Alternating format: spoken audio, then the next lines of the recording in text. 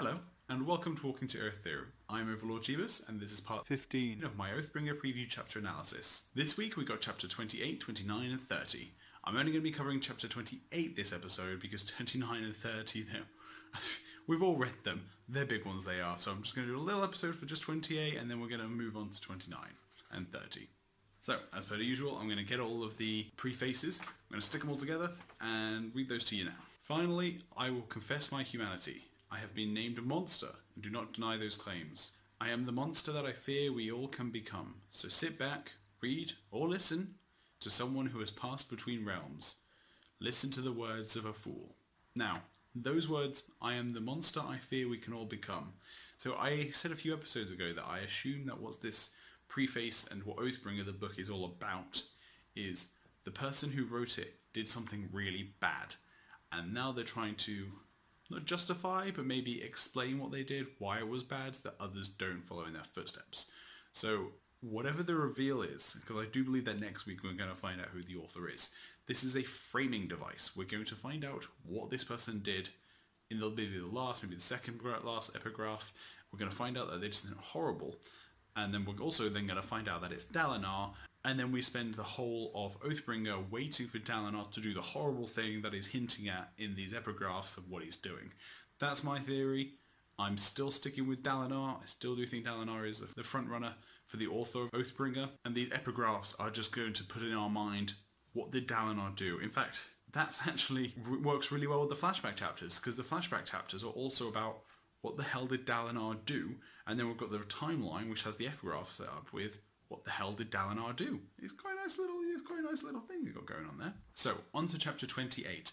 And I basically almost completely forgot that this chapter even happened because 29 and 30 are so good. Don't worry, I will get to them. So we open with Aesir declaring that they will be sealing their Oathgate away and that they will actually be looking for a way to destroy it. Now, if you don't remember, Azamir is one of the cities that actually was negotiating with the transformed Parchment. So it seems that they've come to some sort of agreement, and now they're going to get rid of their Oathgate, which is not good. In the room that they received this message, Dalinar once again takes note of the ventilation in the room. I'm so happy that Urithiru is getting so much focus on the ventilation, just because Urithiru is basically a science fiction arcology. It's a city in a single building, and I used to, as a teenager, help do calculations for what problems a real world arcology would have, and one of the things we found was that heat. So, I talked last week about heat management is hard, but it really, really is. So having so much focus on these huge ventilations in all the rooms, I mean, firstly, we've got mimic spren going around the vents, using those as conduits to be nice and all alien-esque, but I just really like that so much focus is being put on them. Dalinar goes to one of these vents to look for the mimic spren and sticks a chair to the wall just using adhesion, as almost exactly the same way that Kaladin would, which tells me people have theorized that the surges manifest differently for the different orders, but it really does seem to me that other than the resonance and maybe slight mechanical differences here and there, generally the surges act the same for the different orders. So, adhesion just allows you to stick things to other things. Regrowth allows you to heal people, that kind of thing. Dalinar has his scribes send a message to Banff Queen Fen, and she basically at this point says flat out no, with a very, very sharp edge of finality to it, saying, I will not be the ruler that hands Dalinar over to the Alethi. And then because of this, Dalinar decides, I'm going to go for a little walk. Whilst on his walk, Lyn comes to find him and tells him that Bridge 4 has found something. He goes in assuming there's been another murder, but looks like they've actually found Oathbringer. I was actually pretty convinced that the Ghostbloods would have found Oathbringer, just because it seems like the kind of thing that Ghostbloods would do would be, we got Oathbringer, we know that Adolin did. But they might not actually know that Adolin killed Sadeas, because I feel like if they did, they would have grabbed Oathbringer. So Dalinar picks up Oathbringer, and the screams are very interesting. It says that Oathbringer the Sword remembers the oaths that Dalinar has said, and what it did for those bridgemen. And I really feel like people are really going to jump on this as a kind of, look, Aegon's going to revive his blade. I've never been a huge fan of Aegon reviving his blade, but I will admit it does seem that the fact that the blades are able to hear and remember things that happen around them does seem like, there does seem to be something going on there. It is also worth mentioning that the Stormfather says he does not actually know of any way of reviving a dead blade. The Oath and the man who made the Oath to create the blade, they're both dead now. So he doesn't know of any way. And this is just yet another example of a character in the book asking a question that we wanted to know. And even though we didn't get an answer, Stormfather doesn't know everything. It's just nice that Dalinar asked the question. We then get another mention of the secret that broke the Radiance, the secret of the Recreants.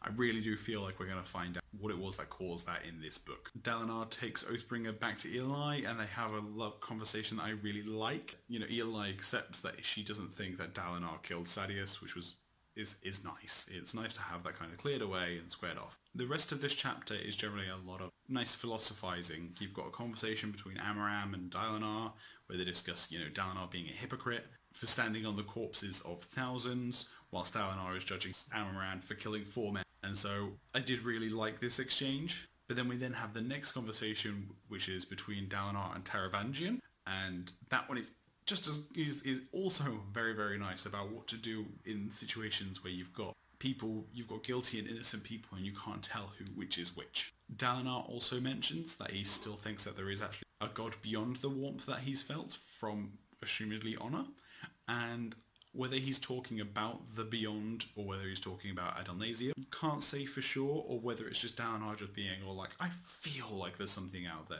He is, at the end of the day, still someone who was raised religious. Just because he's convinced the god he was told about is dead doesn't mean he doesn't also still believe in something else. And then we get another story about Noadon walking to Urithiru on our trip to Urithiru.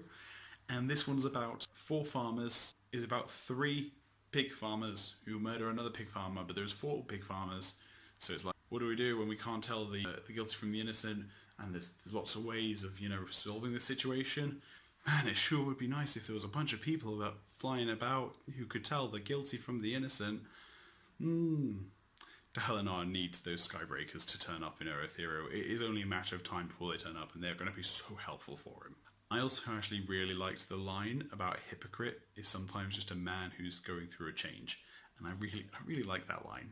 We then have the Stormfather mention an incredibly useful ability that he should have mentioned before, where he can actually send those visions he was sending Dalinar, he can send them to anyone, and he can also have Dalinar appear in the visions so that he can talk to those people. So it's like that whole thing I was saying last week about the spam reads, going dark. That's no longer an issue anymore because Dalinar can now talk to pretty much anyone he wants to at any time.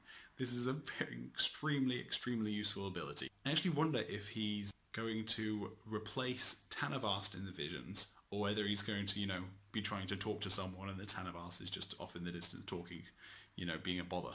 And I also thought that this was leading up to a kind of show everyone the visions, but turns out no, he's just going to start small. He's just going to start with Queen Fen, and then hopefully, I assume he's going to use this ability on other people, probably Taravangian next. And so that's the end of this video. Like I said, it's only going to be a short one.